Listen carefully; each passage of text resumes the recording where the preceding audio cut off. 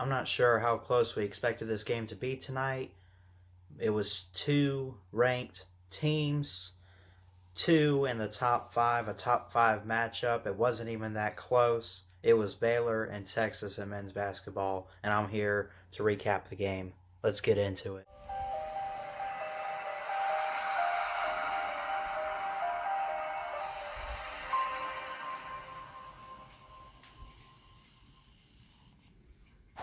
What's going on, everybody? Christian Ballard here with Ballard Sports Media, coming at you with a video, a recap of tonight's men's basketball game going down in Austin, Texas. And this wasn't even an upset. And even if the home team had won at Frank Irwin Center, I don't think it's really much of an upset, is it? A top six matchup. Take that back. It would be an upset because Baylor now extends it to 17-0 on the year, undefeated, ranked number 2 in the country. Just incredible to see what this team has been doing this year. I'm going to try to get into some more basketball, maybe recap some games, as we don't have any football really much left other than the Super Bowl coming up this Sunday. How about my Buccaneers? But we're not here to talk about that. We're here to talk about this game here, 83-69. It was really never in doubt. It wasn't even that close. I think it looks worse on paper, though. You got to think of the stats. You look at this. Davion Mitchell with Baylor, 27 points. 11 of 16 on field goals, three-pointers. Did not attempt any free throws for the Bears tonight. Then you look at Jones. Andrew Jones for Texas. These two are the game leaders in points tonight. Davion Mitchell for Baylor. And then, as I just mentioned, Andrew Jones for Texas. 25 points. The most by any player tonight for the Texas Longhorns. And it was Andrew Jones, as I just mentioned, 1 for 3 on free throws tonight. 10 of 16 for the field goals. Not talking football, talking basketball here. Baylor with 26 rebounds tonight. Texas with 27. Texas had 17 turnovers. Baylor had 12. So who won the turnover battle? Baylor. 3-point percentage, Baylor with a 52.4, and Texas sitting there 45.5% from the 3 points. Greg Brown made a 3-point jump tonight for Texas. Andrew Jones made a 3. Made a couple, actually. Matt Coleman made a 3-pointer. They had so many opportunities, Texas did tonight, to make 3-point shots, and they did. They came through, but it just was not enough. Too much offense by Baylor tonight. Again, 83-69, the final score of this top 10 matchup in Austin, Texas. The line was Baylor by 5, over under 145. And they ended up definitely covering that spread. They were expected to cover and probably win by like 5 points or so. It be a little bit closer, but there was just a lot of great defense. And Texas has been great offensively and scoring and everything. Been very efficient this year. Baylor defensively is just that great. They missed so many. Matt Coleman tried to do too much. Courtney Ramsey, Kai Jones, Greg Brown. I could go on. There's so many key players that we've seen for Texas this year. I know I haven't really talked a whole lot about it, but I've kind of watched a little bit here or there. There's so many great players on Texas that just did not perform enough tonight. But as for Baylor, man, Davion Mitchell, one of the top scorers, right? Jared Butler. really, those are the two key guys for Baylor. Um, Masio Teague, I think is how you say it, made a layup. Davion Mitchell assisted him with that tonight. Overall, not really that. I mean, it was a good game. It was 41-34 at the end of the first half.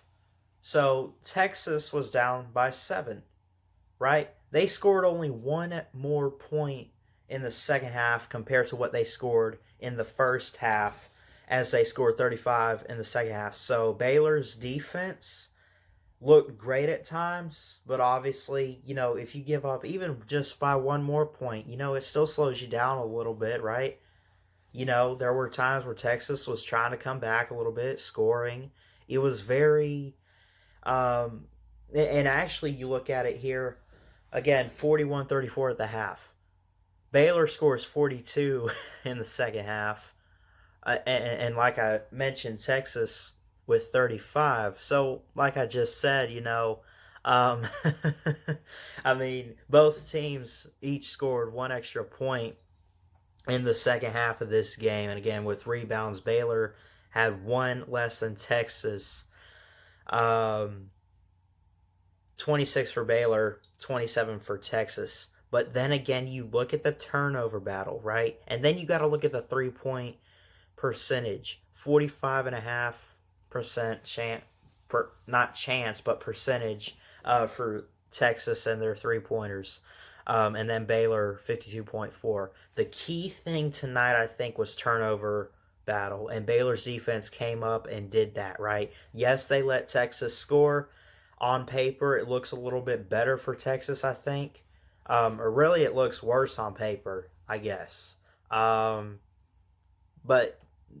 Baylor did what they needed to do tonight, and that was win the turnover battle against Texas. And they definitely stepped it up in the second half, I think, despite giving up maybe a point or two extra in the second half.